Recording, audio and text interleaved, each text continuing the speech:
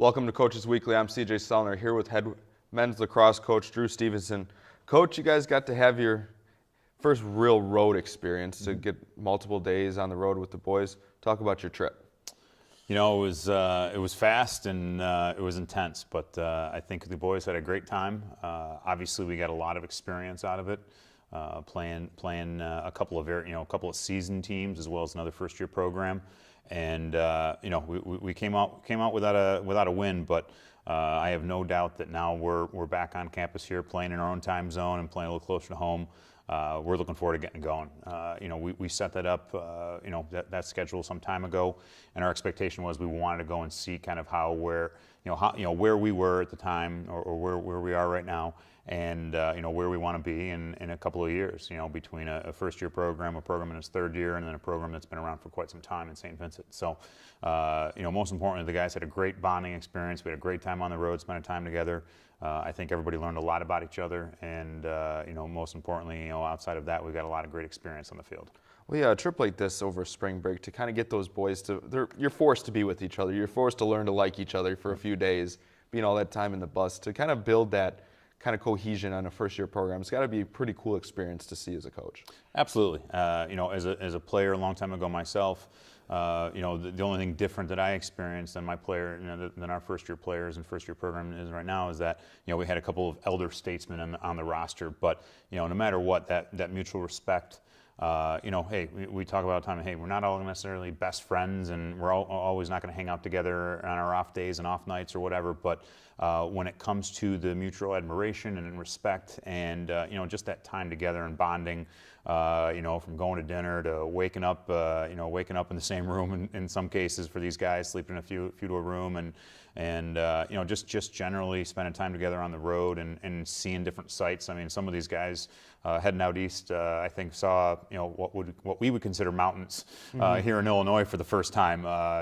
They're hills to us Easterners, but nonetheless, they're small mountains, and it was the beauty of the trip, and you had a great trip and a great time, and I know we're going to be better for it. There's no doubt about that. Well, one thing I feel like you guys, we talked a little bit off camera about this, it's the speed of the game. Now that you guys are starting to get into the season a little bit more and played some of these seasoned teams that have been around, and even a couple first-year programs, that you guys have a bunch of young guys that are finally understanding what the college game of lacrosse is about, the understanding the speed of the game. Right. And I think, the physical speed of the game is a very tough thing to pick up on. The mental side, the quick restarts, the think, 1, 2, 3, we try to, think 5 steps ahead. That's the biggest, hurdle we're looking to get over right now in year one is, to start thinking, a couple steps ahead. Physically, it will catch up sooner if we start thinking a little bit further ahead, just from, like I said, the quick restarts, the whistles, and making sure we learn some newer, fresher, maybe slightly changed rules from these guys playing in high school to now the college level. That is actually a bigger transition than physical, and physical is a big enough transition. So, but to your point, absolutely, just the physical speed, the power of, obviously we're almost all entirely freshmen minus a couple of players. When you're talking an 18-year-old playing maybe a 22-year-old senior or a bunch of them, the physical differences too are something that you're going to have to contend with from time to time. And again, it's just part of the learning process that our players are going through. But like I mentioned a couple minutes ago, there's no doubt that we will be better for it right now and down the road. One player we will talk about that's kind of started to really kind of emerge as the leading goal scorer for the Cougars is Cal Crawford. He's done a fantastic job. He's taken a lot of shots, a lot more than anybody else on the team. But he's been able to find the back of the net for you guys as much as he could.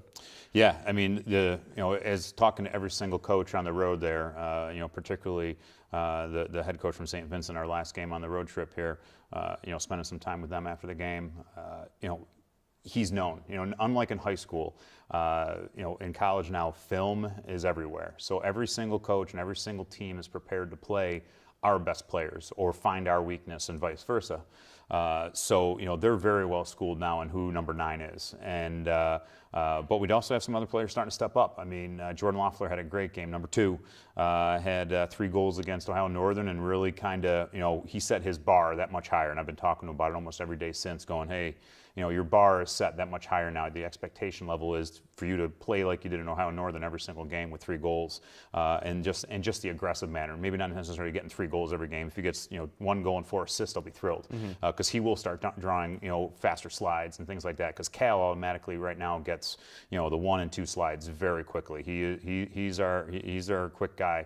That obviously we're looking to get into the offense right away and get him, getting touches, and but Kyle Stock, and Jordan Loeffler and Adam Ortiz and everyone else starting to fill in their roles and trying to basically define what they're expected to do. And again, that's part of the process they're all going through right now. And but like you said, Cal's obviously been doing a great job, a lot of shots, and that's something that he and I have been talking about and just working on, picking his shots maybe a little bit wiser.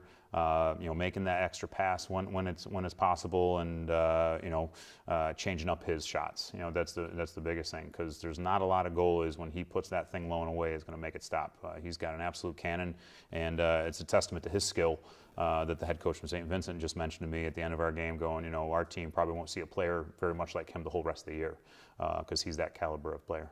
Now, looking at everybody, as you say, guys are starting to step up. It's a young team that they don't have anybody to learn from. So they're learning from you and Cody and all your assistants. And I feel like now they're starting to understand it a little bit more, that the skill level is starting to kind of pick up. Not that it wasn't there before, but that they're trying to get that college level skill and understanding that there's a lot of details involved where you could get away with just being faster than somebody in high school or at some club levels. And now that they're understanding, you have to do the details right to be successful at this level. Absolutely. The margin for errors is smaller. You go from middle school to high school lacrosse, and there's a big adjustment, and the margin of error there is smaller than it was in middle school. Then you go from high school to college, and the margin of error is even smaller, and the attention to detail is greater. Talking about film and watching film review and game planning by us coaches. In essence, that kind of takes a little bit of the fun and the initial maybe first quarter of the players kind of feeling each other out and understanding who's who and who's got what tendency, who's left hand, who's right hand, whatever it may be. They're pretty much all very well schooled in what we're doing, and we're pretty well schooled in what they're planning to do too.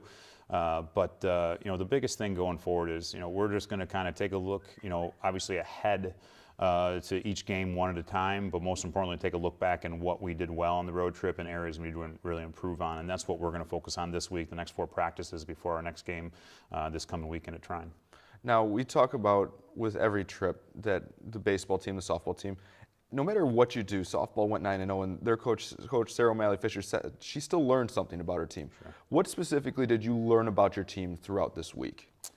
I think the team answer to that is maybe I'll let you know later this week or by next week's talk, because we'll see how we do, since we haven't really gotten together much since spring break was over. But I think the most important thing is going to see each individual kind of realize their role, and again, really come ready to practice, because it's a direct result of how we practice is how we play. They've seen that. And most importantly, kind of everybody kind of getting together and going, hey, this is my responsibility on offense, on defense, clearing, riding, man up, man down, whatever it may be. But I think the biggest thing I want to look for, especially this week of practice, is going into seeing each individual player improve on one or two small things. Like we said, right at the beginning of this question is it's all the details. It's the margin of error is smaller. The details are much finer. So every player is going to work on their individual, whether it be maybe improving their offhand shot or just their offhand in general, or just whatever, ground balls, knowing the offense, knowing the defense a little bit more clearly.